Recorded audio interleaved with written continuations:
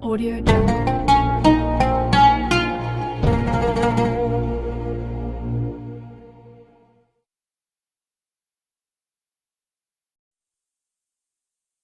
Assalamualaikum warahmatullahi wabarakatuh.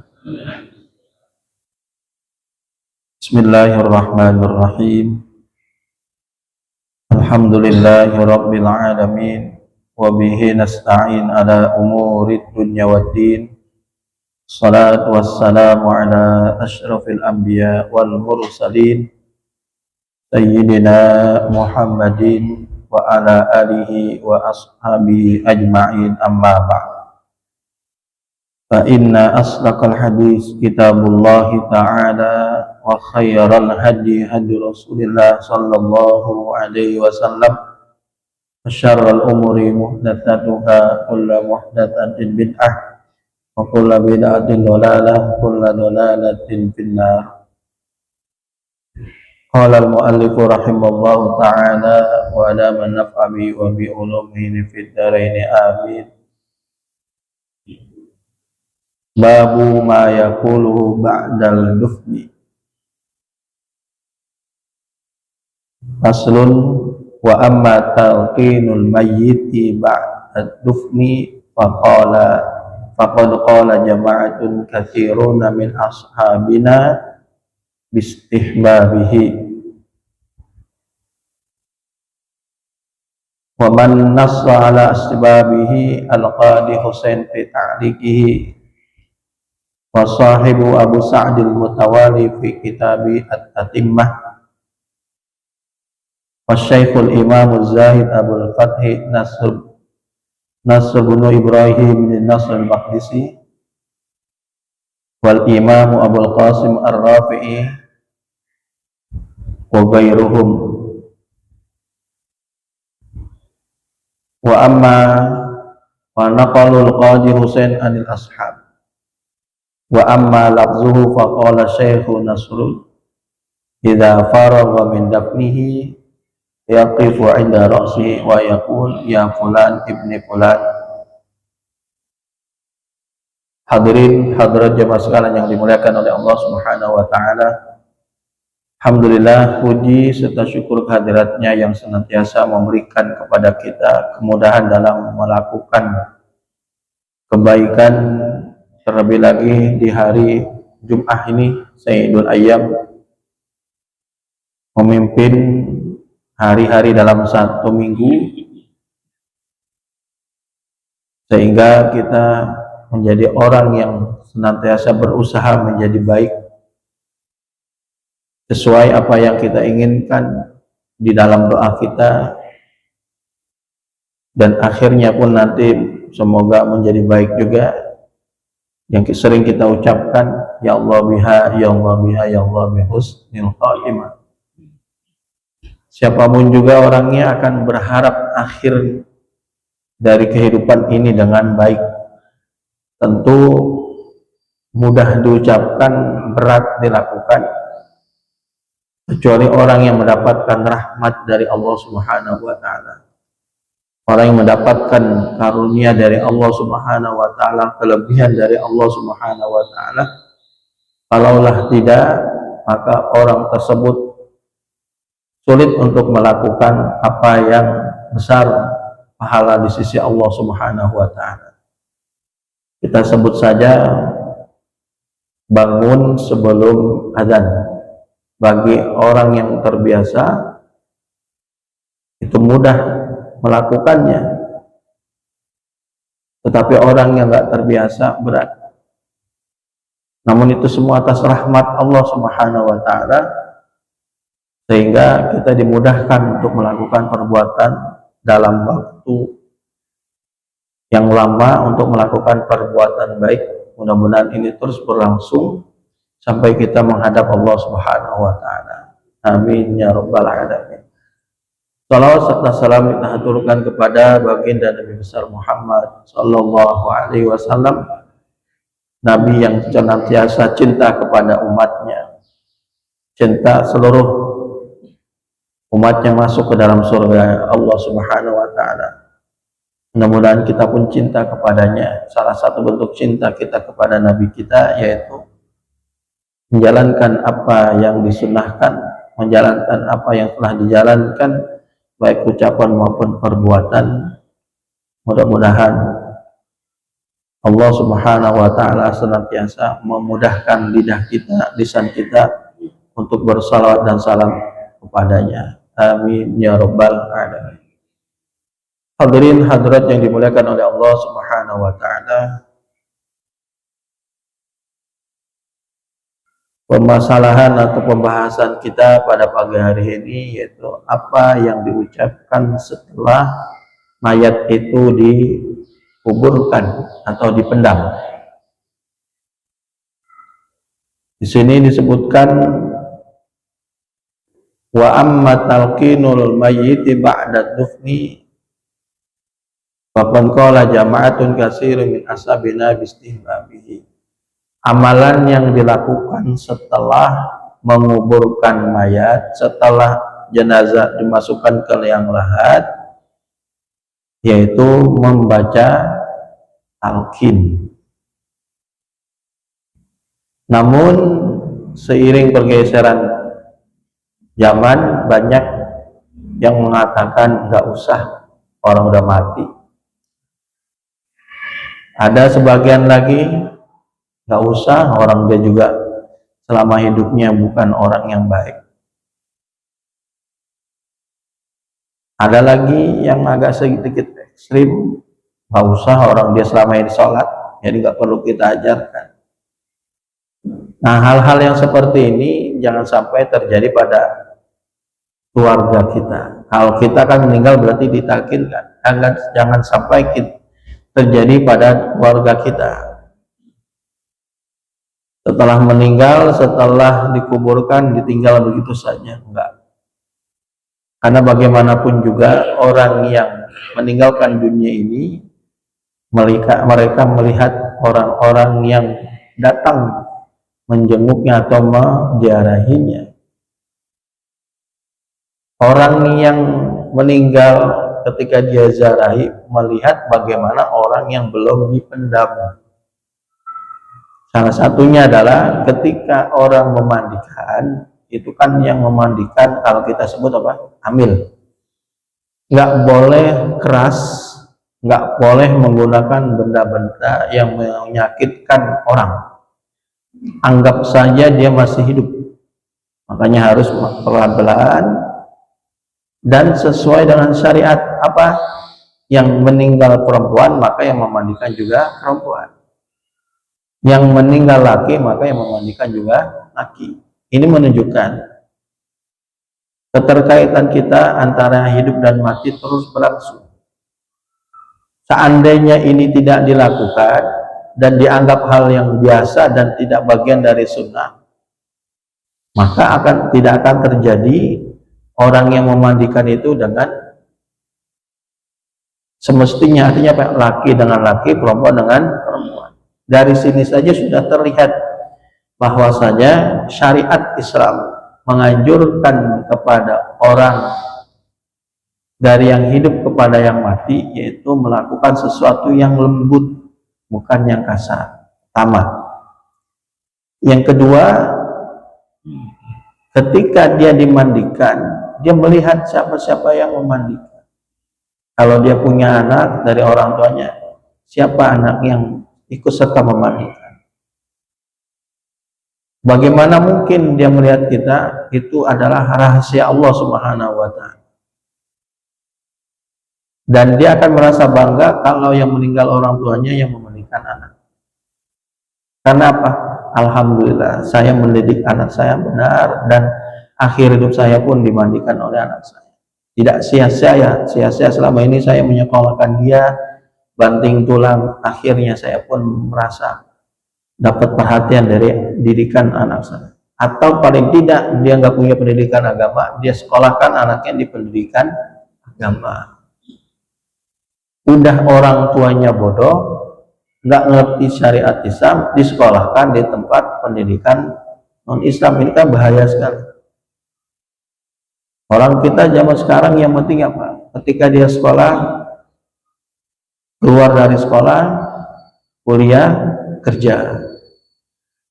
Makanya tidak aneh, banyak orang tua yang menyekolahkan anak ketika orang tuanya sakit, ketika orang tuanya meninggal, itu dibiarkan. Sehingga ucapan keluar, ya memang udah takdirnya orang tua sakit. Ya udah, mau bagaimana lagi. Ini tidak akan keluar dari mulut anak yang dididik dengan pendidikan yang benar. Makanya kita sebagai orang tua jangan sampai menyesal ketika nanti meninggal yang memandikan anak-anak kita. Kita punya anak tapi tidak dimandikan oleh anak kita. Berbeda kalau anak kita jauh, nggak mungkin datang, atau orang anak kita di luar negeri nggak mungkin datang. Kalaupun datang butuh beberapa jam, akhirnya menunggu dari kedatangan anak menyebabkan keterlambatan atau tidak sesuai dengan apa yang harus dilakukan dalam agama. Jadi ketika meninggal itu kan dianjurkan apa? Disegerakan si mayat untuk diurus. Makanya di Indonesia ini ada berbagai macam cara. Ada di sebagian daerah, meskipun dia meninggalnya malam itu juga dilakukan. Ada sebagian daerah nunggu nanti siang. Memang kebiasaan, nggak bisa disalahkan. Yang penting itu jenazah jangan sampai bermalam-malam. Berbeda kita dengan orang di luar Islam. 2 hari, 3 hari, seminggu. Kalau dalam bahasa hadisnya apa? Qadimuni, percepat aku ingin menghadap Allah Subhanahu wa ta'ala. Ini kalau orang soleh. Kalau orang nggak soleh, dia akan berusaha untuk lari dari kehidupan dunianya, tapi nggak mungkin. Jadi hadirin-hadirin yang dimuliakan oleh Allah Subhanahu wa ta'ala, agar kita tidak salah mendidik anak, taruhlah anak di dalam pendidikan Islam. Jangan sampai kita mengarah kepada yang penting kerja. Nanti dampaknya yaitu kalau sudah meninggal kita, jangan sedih, jangan merasa gagal, sehingga itulah pendidikan yang diberikan kita. Akhirnya Pak, anak tidak peduli dengan orang tua. Karena hidup kita kan dari awal sampai akhir berharap didikan anak kita itu ada didikan yang benar. Nah ini kalau keluarga, kalau bukan keluarga, tetangga kasih penjelasan, Pak nanti yang membaca talqin siapa? Gitu. Dan jangan langsung mengarah kepada saya nggak punya uang.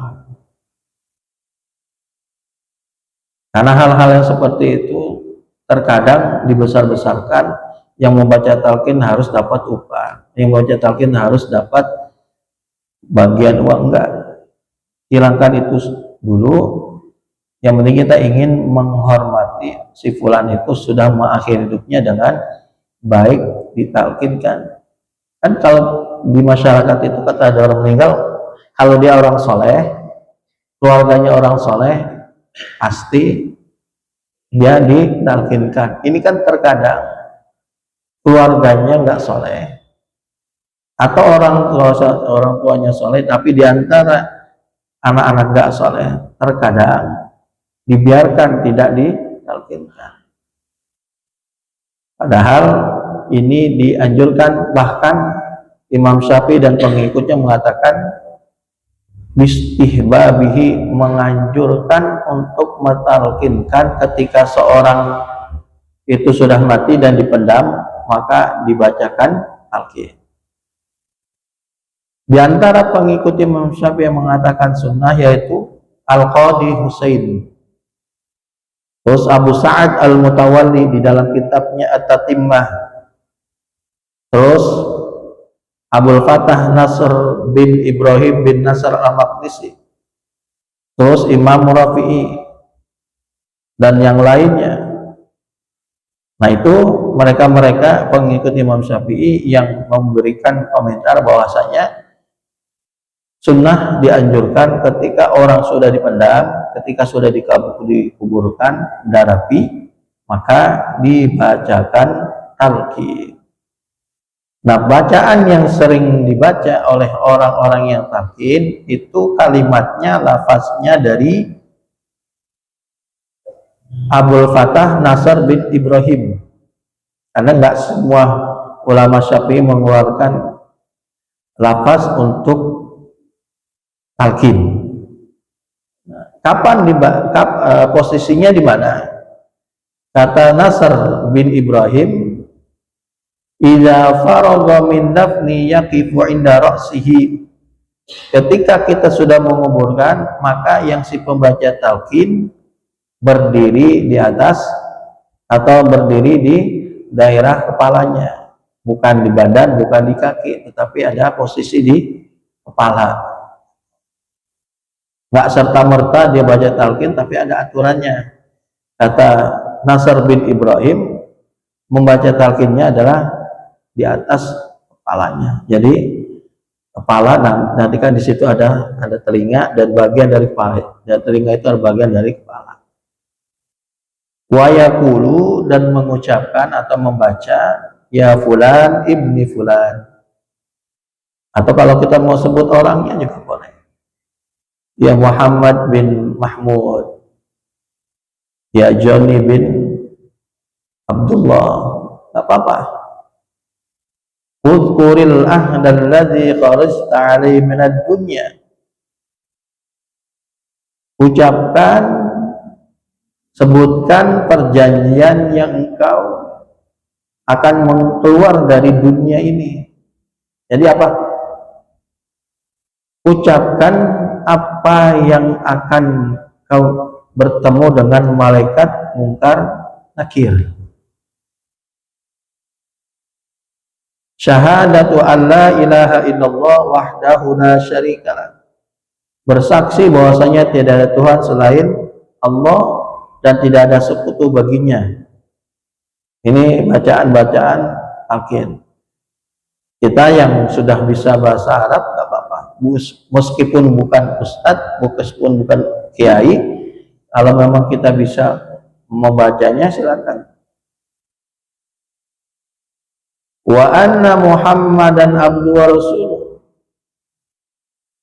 Bahwasanya Nabi Muhammad itulah hambanya dan utusannya. Berarti apa? Diajarin. Wa anna as-sa'ata atiyatun la raiba fiha. Ketahuilah, hari kiamat itu pasti akan datang, tidak akan ada keraguan. Wa anna Allaha yab'atsu man fil qubur, dan Allah lah yang akan membangkitkan manusia dari dalam kubur.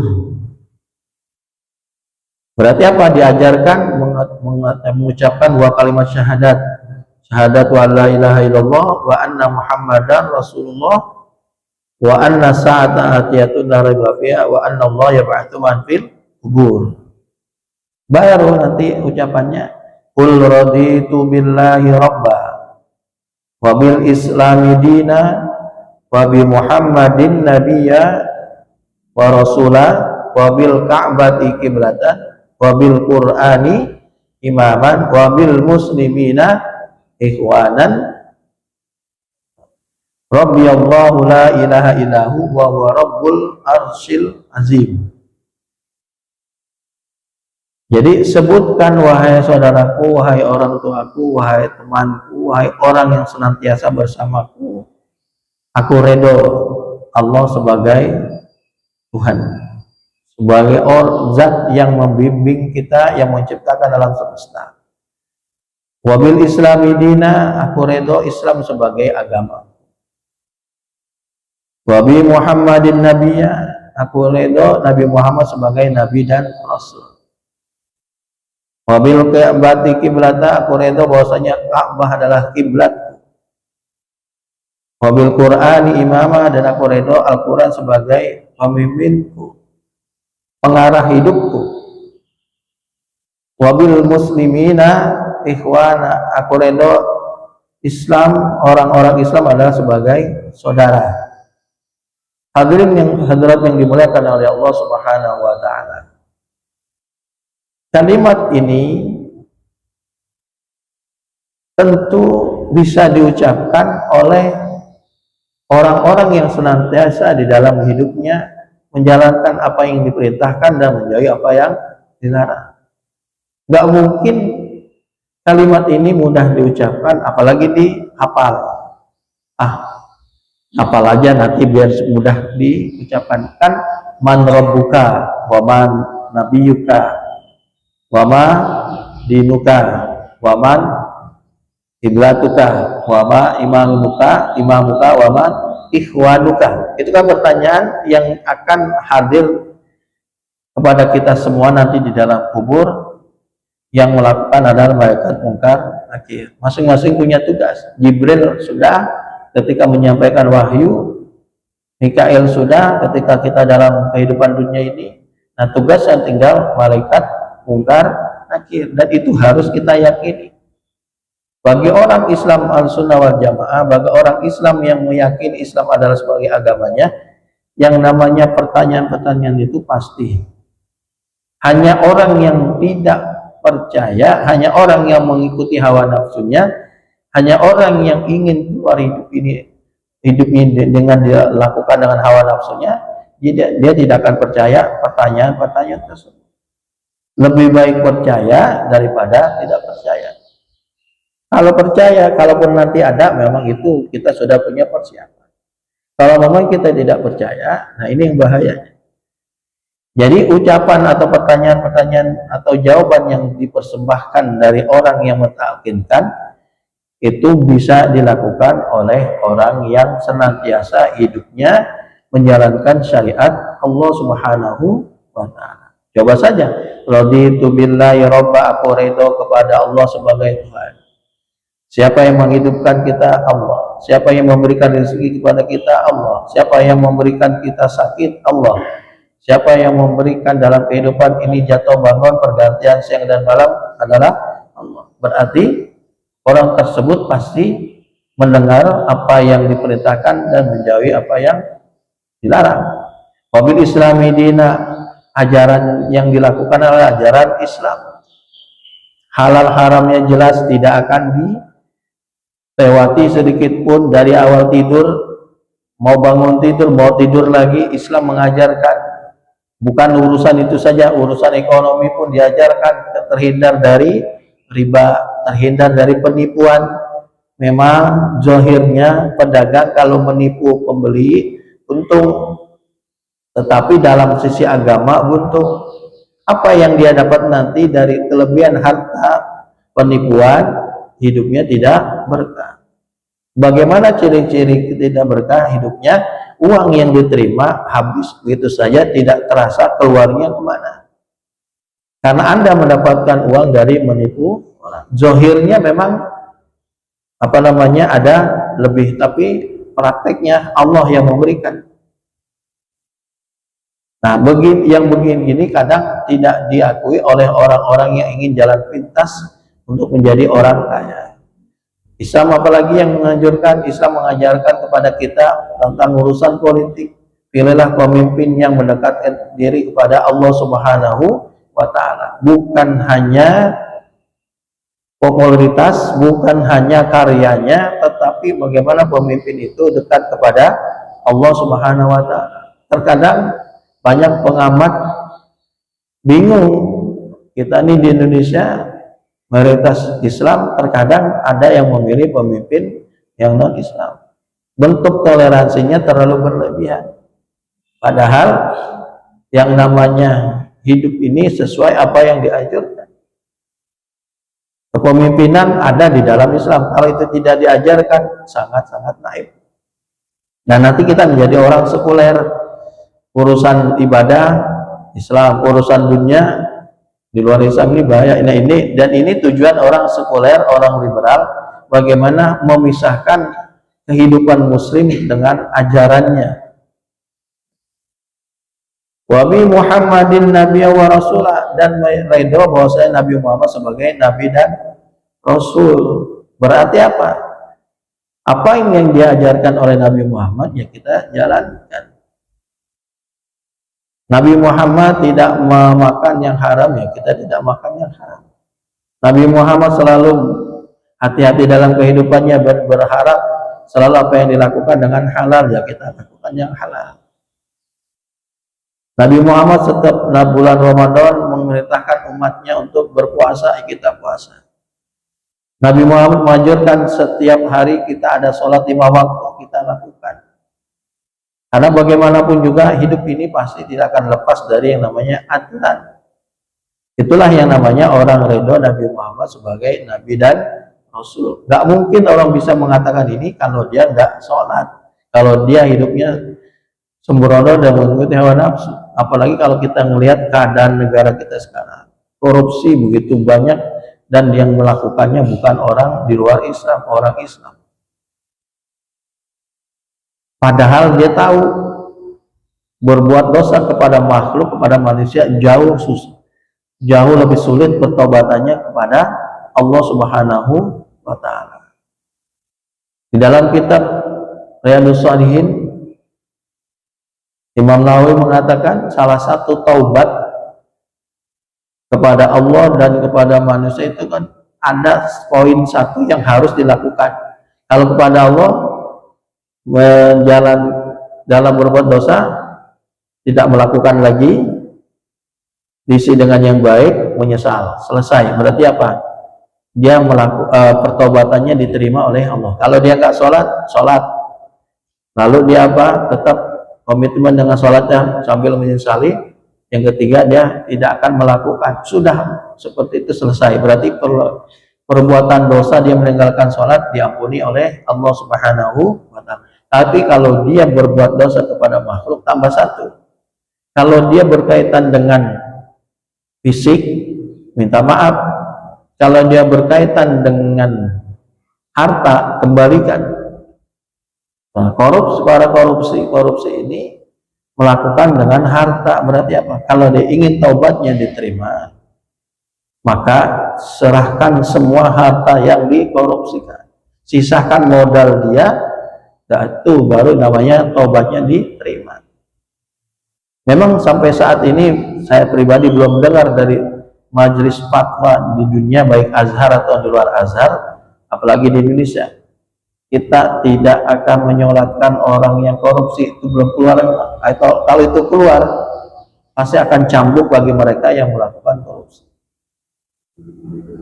Kalau ini dilakukan, maka akan menjadi pecut bagi orang yang diberi amanah dan dia tidak akan menyelewengkan amanah tersebut. Ini kan masih belum keluar fatwanya. Kalau sampai keluar, saya yakin akan sedikit mengurangi orang yang melakukan korupsi. Nggak usah terlalu jauh, nggak usah hartanya diambil atau apa. Keluar ada fatwa, ulama sepakat. Kalau ini keluar dari Majelis Ulama Indonesia, ulama sepakat di Indonesia tidak akan menyolatkan orang yang matinya korupsi. Wah, itu selesai, pukulan telak. Nggak usah dihukum mati, nggak usah, itu akan menjadi cambuk bagi dia. Sebejat-bejatnya orang di Indonesia, preman, kalau diajak untuk memberantas kemungkaran pasti dia maju. Makanya harus ada kunci untuk menyikapi hal ini, kecuali dengan agama lagi. Terus ini kan kita serem dengarnya, korupsi sampai triliunan, korupsi sampai ratusan, ya Allah. Bagaimana dia nggak berbuat zalim, orang biasanya melakukan pekerjaan tidak sesuai dengan kapasitasnya, tapi dapat gaji yang luar biasa. Yang lebih mengerikan lagi, Pak, keluar sudah undang-undangnya. Ketua DPR mengetuk palu. Jadi anggota DPR setiap orang mendapat berapa gaji bulanannya? 100 juta, Pak. Anggaran keluar setiap bulan berapa? 1,7 triliun kalau misalnya. Itu uang siapa? Itu uang rakyat yang mereka bayar pajak, yang mereka betul-betul agar supaya apa, tanahnya tidak dieksekusi, agar tanahnya tidak diambil oleh pemerintah, dia bayar pajak. Kendaraan agar supaya apa, ketika jalan tidak ditilang. Melihat platnya saja itu kan, kalau orang udah bayar pajak, plat per 5 tahun diganti, selesai. Polisi tidak akan curiga. Plat motor atau mobil itu kan orang-orang yang bayar pajak. Apalagi selain yang diambil tadi, pajak tanah bagi mereka yang punya harta lebih. Memang di Jakarta rumah yang di bawah 2 miliar tidak bayar pajak, tetapi di Jakarta, tapi di luar Jakarta masih bayar, Pak. Depok, Bekasi, Bogor tuh masih bayar. Hadirin yang dimuliakan oleh Allah Subhanahu wa taala, kalau kita mau mengamati kehidupan ini betul-betul miris. Dan kalau kita cuma hanya berdoa, ya itu tadi, berapa banyak orang Bani Israel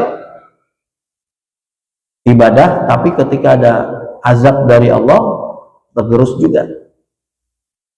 Apa yang kita lakukan? Ya mudah-mudahan kita berharap ada ulama, ada orang yang dipilih di Indonesia ini yang menjadi seorang pemersatu untuk memberantas kemungkaran. Ini kalau enggak, karena kemerdekaan kita itu kan bukan atas pemberian, tetapi atas pertumpahan darah, kematian jiwa dan raganya. Keluarganya harus berkorban.